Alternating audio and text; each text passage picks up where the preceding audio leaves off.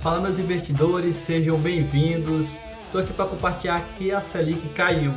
Você sabe de que forma que a taxa Selic influencia nos seus investimentos ou até mesmo na sua vida de uma maneira geral?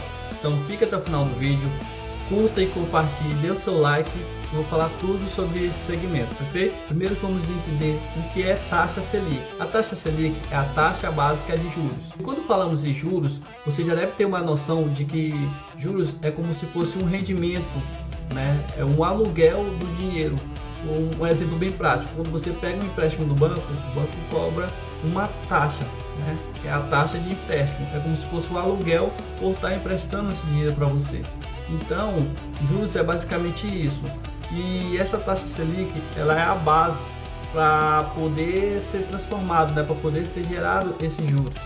Mas lá na frente eu vou explicar com mais detalhes como é que vai funcionar essa questão. A taxa Selic, por isso, por essa questão de ser a taxa básica de juros, ela está totalmente ligada a todo tipo de investimento, de financiamento e até mesmo empréstimo, como havia falado antes, certo? Aí você me faz uma pergunta: então, Diego, isso é totalmente ruim nessa situação de a taxa Selic ser diminuída?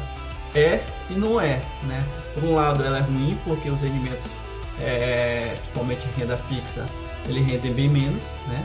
Dá menos lucro para o investidor. Mas por um lado, ele é bom pelo fato da questão dos empréstimos, né?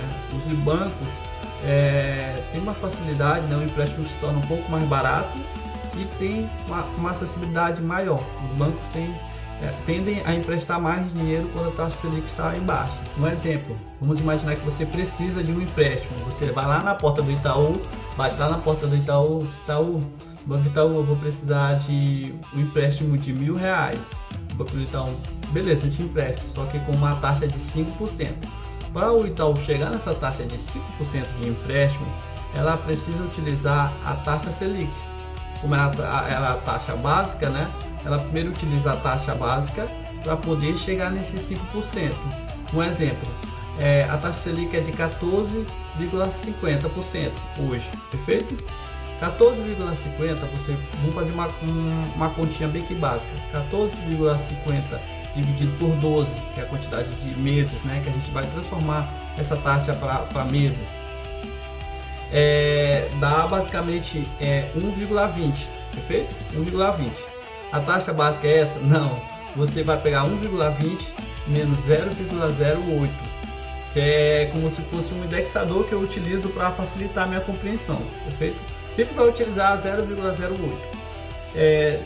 1,20 menos 0,08 dá 1,12%, que é essa que é a taxa real, basicamente em média, né, por mês.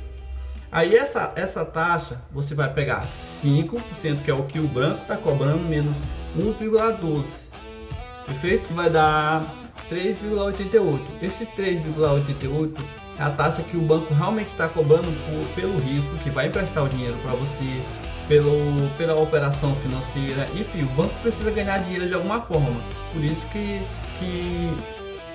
parece ser um pouco complexo, mas essa que é a teoria do banco, né? O banco utiliza a taxa Selic dessa forma. Falando sobre a questão do financiamento, quando a taxa Selic está lá em cima, todo tipo de financiamento de imóveis, seja casa, apartamento, enfim, fica mais caro, né? Quando a taxa Selic está em baixa ou está um dígito, como já teve historicamente, e é o ideal a ser feito, né? Porque toda a população brasileira tem um poder de compra até maior.